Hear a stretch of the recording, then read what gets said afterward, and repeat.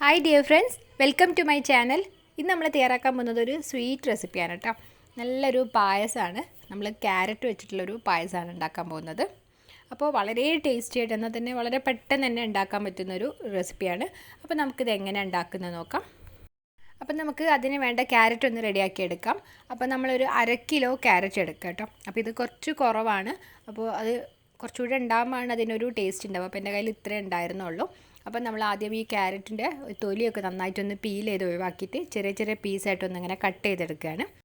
അപ്പം നമ്മൾ അതിലുള്ള വലിയ 2 ക്യാരറ്റ് ഇതുപോലെ ചെറിയ ചെറിയ പീസായിട്ടൊന്ന് ഇങ്ങനെ കട്ട് ചെയ്തെടുത്തിട്ടുണ്ട്. പിന്നെ ഒരു ചെറിയ ക്യാരറ്റ് ഉണ്ടായിരുന്നില്ല, അപ്പോൾ അതിൻ്റെ ഒരു 1/4 ഭാഗം ഞാൻ ഇതുപോലെ ഒന്നിങ്ങനെ ഗ്രേറ്റ് ചെയ്ത് വെച്ചിട്ടുണ്ട് കേട്ടോ. അപ്പം നമുക്ക് ആദ്യം ആ ഒരു ക്യാരറ്റ് ഒന്ന് വേവിച്ചെടുക്കണം. അപ്പം നമ്മളിതൊരു കുക്കറിലേക്ക് ഇട്ട് കൊടുത്തിട്ട് ആവശ്യത്തിനുള്ള വെള്ളം കൂടെ ചേർത്ത് നമ്മൾ നന്നായിട്ടൊന്ന് വേവിച്ചെടുക്കുകയാണ്. ഒരു 3-4 വിസിൽ വരെ നന്നായിട്ടൊന്ന് വേവിച്ചെടുക്കാം കേട്ടോ. നമുക്കിത് വേവിച്ച് കഴിഞ്ഞിട്ട് മിക്സിയിൽ അരച്ചെടുക്കാനല്ല കേട്ടോ. അപ്പോൾ അതുകൊണ്ട് തന്നെ നന്നായിട്ടൊന്ന് വേവിച്ചെടുക്കുക. അപ്പോൾ അത് അവിടെ കിടന്ന് വേവട്ടെ. ആ ഒരു സമയത്തേക്ക് ഞാനിവിടെ കുറച്ച് അരി എടുത്തിട്ടുണ്ട്. അപ്പോൾ ഇത് നെയ്ച്ചോറിൻ്റെ അരിയാണ്, ജീരകശാല അരിയാണ് കേട്ടോ. അപ്പോൾ അങ്ങനെയുള്ള അരി നോക്കിയിട്ടെടുക്കുക. ബസ്മതി അരി ഒന്നും എടുക്കണ്ട. അപ്പോൾ ഇങ്ങനെയുള്ള അരിയാകുമ്പോൾ നല്ലൊരു മണം ഉണ്ടാവും. അപ്പോൾ നമ്മൾ ആ ഒരു പായസത്തിനാണ് പ്രത്യേക ഒരു ടേസ്റ്റ് ആയിരിക്കും. അപ്പോൾ അത് ഞാനൊരു 1/4 കപ്പാണ് എടുത്തിട്ടുള്ളത്. അപ്പോൾ നന്നായിട്ട് വാഷ് ചെയ്തിട്ട് നമ്മളിതൊന്ന് വേവിച്ചെടുക്കുകയാണ്. അപ്പോൾ അത് വേവാനുള്ള ആവശ്യത്തിനുള്ള വെള്ളവും ചേർത്ത് കൊടുക്കുക കേട്ടോ. അപ്പോൾ നിങ്ങൾക്ക് വേണമെങ്കിൽ ഇത് കുക്കറിൽ വേവിച്ചെടുക്കാം. അപ്പോൾ ഒരുപാട് പായസമൊക്കെ ഉണ്ടാക്കുന്നുണ്ടെങ്കിൽ നമ്മൾ കുക്കറിൽ വേവിച്ചെടുത്താലും മതി. അപ്പോൾ ഇത് ഞാൻ കുറച്ച് മാത്രം ആയതുകൊണ്ട് ഇതുപോലെ ഒന്നിങ്ങനെ നന്നായിട്ടൊന്ന് വേവിച്ചെടുക്കുകയാണ്. പിന്നെ ഒരുപാടങ്ങ് വെന്ത് കുഴയേണ്ട ആവശ്യമില്ല കേട്ടോ. നല്ലൊരു പാകത്തിനൊന്നിങ്ങനെ വെന്ത് കിട്ടിയാൽ മതി. ഇപ്പം നമ്മൾ അരി നന്നായിട്ടൊന്ന് വെന്തിട്ടുണ്ട്. അപ്പോൾ ഇനിയിപ്പോൾ നന്നായിട്ടൊന്ന് ചൂടാറട്ടെ കേട്ടോ. അപ്പോൾ അത് കഴിഞ്ഞിട്ട് നമ്മൾ മിക്സിയുടെ ചെറിയ ജാറിലേക്ക് ഇട്ടിട്ട് ഒന്ന് ചെറുതായിട്ടൊന്ന് മുറിച്ച് ഇങ്ങനെ പൊടിച്ചെടുക്കുകയാണ്. നമ്മൾ മിക്സിയുടെ ഒരു പ്രസ് ബട്ടൺ ഉണ്ടല്ലോ ബാക്കോട്ടുള്ള, അപ്പോൾ അത് വെച്ചിട്ട് ഇങ്ങനെ ചെയ്യുമ്പോൾ ചെറുതായിട്ടൊന്ന് ഇങ്ങനെ കറങ്ങി കിട്ടും. അപ്പോൾ ഒരു അരി ഇങ്ങനെ മുറിഞ്ഞിട്ടൊരു പകുതി ആകുന്ന രീതിയിൽ അപ്പോൾ അങ്ങനെ ഒന്ന് ചെയ്തെടുത്താൽ മതി കേട്ടോ. ഇപ്പോൾ നമ്മളെ ക്യാരറ്റൊക്കെ നന്നായിട്ട് വെന്തിട്ടുണ്ട് കേട്ടോ. ഇതിപ്പോൾ ഇത് കണ്ടില്ല, ജസ്റ്റ് ഇങ്ങനെ തൊടുന്ന സമയത്ത് തന്നെ അത് മുറിഞ്ഞ് വരുന്നുണ്ട്. അപ്പോൾ ഇതും ചൂടാറിൻ്റെ ശേഷം നമ്മൾ മിക്സിയുടെ ജാറിലേക്ക് ഇട്ടിട്ട് നന്നായിട്ടൊന്ന് അരച്ചെടുക്കുകയാണ്. ആ ഒരു വേവിച്ച വെള്ളം കൂടെ ചേർത്തിട്ട്, അപ്പോൾ ആവശ്യമുണ്ടെങ്കിൽ കുറച്ചുകൂടെ ഒരു വെള്ളം ചേർത്തിട്ട് നമ്മളതൊന്ന് അരച്ചെടുക്കുക. ഇനി നമ്മൾ പായസം ഉണ്ടാക്കാനുള്ളൊരു വലിയൊരു പാത്രം എടുക്കുക. എന്നിട്ട് അതിലേക്ക് നമ്മൾ ഈ ക്യാരറ്റ് അരച്ചതൊന്ന് ചേർത്ത് കൊടുക്കുകയാണ്. അപ്പോൾ അതിലേക്ക് നമ്മൾ ആ ഒരു മിക്സിയുടെ ജാറിലേക്ക് കുറച്ച് വെള്ളമൊക്കെ ഒഴിച്ചിട്ടൊന്നിങ്ങനെ ചുഴറ്റി ചേർത്ത് കൊടുക്കുന്നുണ്ട്.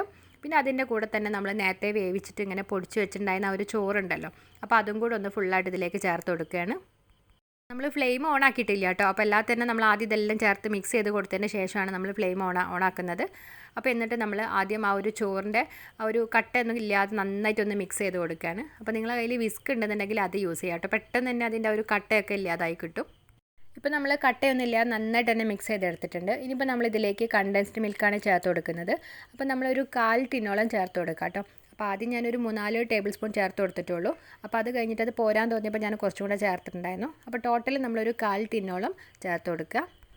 പിന്നെ അതിൻ്റെ കൂടെ തന്നെ നമ്മളൊരു 1/2 കപ്പ് പഞ്ചസാരയും കൂടെ ചേർത്ത് നന്നായിട്ടൊന്ന് മിക്സ് ചെയ്തെടുക്കുകയാണ്. അപ്പോൾ എല്ലാം കൂടെ നന്നായിട്ടൊന്ന് മിക്സ് ആയതിന് ശേഷം നമ്മളിതിലേക്ക് പാലാണ് ചേർത്ത് കൊടുക്കുന്നത്. അപ്പോൾ നമ്മളിതിലേക്ക് 1 ലിറ്റർ പാല് ചേർക്കുന്നുണ്ട്. അപ്പോൾ എല്ലാം കൂടെ ഒരുമിച്ച് ചേർക്കുന്നില്ല കേട്ടോ. അപ്പോൾ ആദ്യം നമ്മൾ കുറച്ച് പാല് ചേർത്ത് നന്നായിട്ടൊന്ന് മിക്സ് ചെയ്തെടുക്കുക. ആ ഒരു കണ്ടൻസ് മിൽക്കൊക്കെ ചേർത്തുകൊണ്ട് തന്നെ പെട്ടെന്ന് തന്നെ അങ്ങനെ കട്ടായി പോകാനൊക്കെ ചാൻസ് ഉണ്ട്. അപ്പോൾ അതുകൊണ്ട് ആ ഒരു കുറച്ച് പാല് ചേർത്ത് നന്നായിട്ടൊന്ന് മിക്സ് ചെയ്തതിന് ശേഷം നമ്മൾ ബാക്കി പാലും കൂടെ ചേർത്ത് കൊടുക്കുകയാണ്.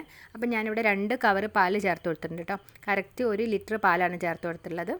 പിന്നെ ഇതിലേക്ക് നമ്മളൊരു 2 പിഞ്ച് ഉപ്പും കൂടെ ചേർത്ത് കൊടുക്കുകയാണ്. ആ ഒരു മധുരം ഒന്ന് ബാലൻസ് ചെയ്യാൻ വേണ്ടിയിട്ടാണ്. പിന്നെ അതിൻ്റെ കൂടെ തന്നെ നമ്മളൊരു 1/4 ടീസ്പൂൺ ഏലക്കായൻ്റെ പൊടിയും കൂടെ ചേർത്ത് കൊടുക്കുന്നുണ്ട്. അപ്പോൾ ഇത്രയും കൂടെ ചേർത്ത് നമ്മൾ നന്നായിട്ടൊന്ന് മിക്സ് ചെയ്തെടുക്കുക.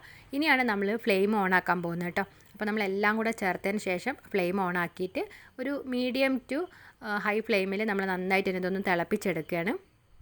നമ്മൾ ഇടയ്ക്കൊന്നിങ്ങനെ ഇളക്കി കൊടുക്കണം കേട്ടോ. കാരണം ആ ഒരു ചോറും കണ്ടൻസ്ഡ് മിൽക്കും ഒക്കെ ചേർത്താണ്, പിന്നെ പാലും ഒക്കെ ചേർത്തുകൊണ്ട് തന്നെ അടിക്ക് പിടിക്കാനൊക്കെ ചാൻസ് ഉണ്ട്.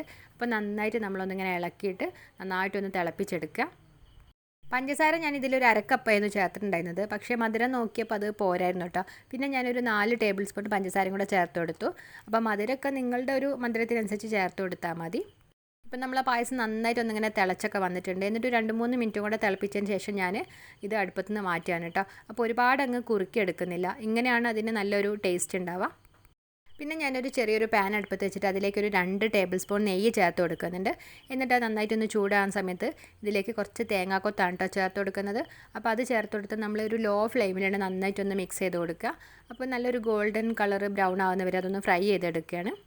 അപ്പോൾ ഏകദേശം ഒരു ഗോൾഡൻ കളർ ആവുന്ന സമയത്ത് നമ്മളിതിലേക്ക് അണ്ടിപ്പരിപ്പ് മുന്തിരിയാണ് ചേർത്ത് കൊടുക്കുന്നത്. കിസ്മിസും അതുപോലെ തന്നെ കാഷ്യൂനട്ടും. അപ്പോൾ അത് ആവശ്യത്തിന് ചേർത്ത് കൊടുത്തിട്ട് നമ്മൾ മൂന്നും കൂടെ നന്നായിട്ടൊന്ന് മൂപ്പിച്ചെടുത്തിട്ട് നമ്മളതൊന്ന് ഇങ്ങനെ എണ്ണയിൽ നിന്ന് മാറ്റിയിട്ട് നമ്മൾ ആ ഒരു പായസത്തിലേക്ക് ചേർത്ത് കൊടുക്കുകയാണ്. ഇനി നമ്മൾ ബാക്കിയുള്ള ഒരു നെയ്യിലേക്ക് നമ്മൾ നേരത്തെ ഗ്രേറ്റ് ചെയ്ത് വെച്ചിട്ടുണ്ടായിരുന്ന ആ ഒരു ക്യാരറ്റ് ഉണ്ടായിരുന്നല്ലോ, അപ്പോൾ അത് ചേർത്തിട്ട് നന്നായിട്ടൊന്ന് ആ ഒരു നെയ്യിലൊന്ന് വഴറ്റിയെടുക്കുകയാണ്. അങ്ങനെ നമ്മൾ കുറച്ച് സമയം ആ ഒരു ചെറിയ തീയിലിട്ടിട്ട് അതിൻ്റെ ഒരു ക്യാരറ്റിൻ്റെ ഒരു പച്ചച്ചുവയൊക്കെ മാറുന്നവരെ നന്നായിട്ടൊന്ന് ആ ഒരു നെയ്യിലൊന്ന് ഫ്രൈ ചെയ്തെടുത്തിട്ടുണ്ട്. ഇനിയിപ്പോൾ നമുക്ക് ഇതും കൂടെ നമ്മൾ ആ ഒരു പായസത്തിലേക്കൊന്ന് ചേർത്ത് കൊടുക്കാം. നമ്മളിങ്ങനെ ഗ്രേറ്റ് ചെയ്തിട്ടുള്ള ആ ഒരു ക്യാരറ്റും കൂടെ ചേർത്ത് കൊടുക്കുമ്പോൾ ആ ഇടയ്ക്ക് ഇങ്ങനെ പായസത്തിൽ നിന്ന് ഇങ്ങനെ കടിക്കുമ്പോൾ നല്ലൊരു ടേസ്റ്റാണ് കേട്ടോ.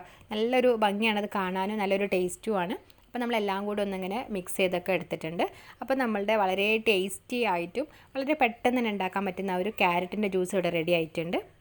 അപ്പോൾ ടേസ്റ്റ് ചെയ്ത് നോക്കിയപ്പോൾ നല്ല മധുരമൊക്കെ ഉണ്ട്, നല്ലൊരു ടേസ്റ്റൊക്കെ ഉണ്ട്. ക്യാരറ്റ് കുറച്ചൊന്നും ഇങ്ങനെ കുറഞ്ഞു പോയി. അപ്പോൾ കുറച്ചുകൂടെ ഒരു ലിറ്റർ പാലെടുക്കുന്ന സമയത്ത് ഒരു 1/2 കിലോ ക്യാരറ്റ് ഉണ്ടാകുമ്പോൾ കറക്റ്റ് നല്ലൊരു പാകത്തിനാവുക. നമ്മൾ ഈ പായസം ഇങ്ങനെ കുടിക്കുന്ന സമയത്ത് നമുക്ക് ക്യാരറ്റിൻ്റെ ആ ഒരു ടേസ്റ്റ് ഒന്നും വരില്ല കേട്ടോ. നല്ലൊരു മിൽക്ക് മെയ്ഡൊക്കെ ആയിട്ട് നല്ലൊരു ടേസ്റ്റാണ് വരുന്നത്. അപ്പോൾ നമ്മളെ വീട്ടിൽ എപ്പോഴും ഉണ്ടാവുന്ന ഇൻഗ്രീഡിയൻസ് വെച്ചിട്ട് വളരെ എളുപ്പത്തിൽ ഉണ്ടാക്കാൻ പറ്റുന്ന ഈ ഒരു പായസത്തിൻ്റെ റെസിപ്പി നിങ്ങൾക്ക് എല്ലാവർക്കും ഇഷ്ടമായിട്ടുണ്ടാവുമെന്ന് വിചാരിക്കുന്നു. അപ്പോൾ അഭിപ്രായങ്ങളൊക്കെ ഒന്ന് എല്ലാവരും ഒന്ന് കമൻറ്റ് ചെയ്യണം കേട്ടോ. അപ്പോൾ അതുപോലെ ഇവിടെ വന്നിട്ടുള്ളവർ ആരെങ്കിലും നമ്മളെ ചാനൽ സബ്സ്ക്രൈബ് ചെയ്യാത്തവരുണ്ടെങ്കിൽ പ്ലീസ് ഒന്ന് സബ്സ്ക്രൈബ് ചെയ്തിട്ട് സപ്പോർട്ട് ചെയ്യുകയും ചെയ്യണേ.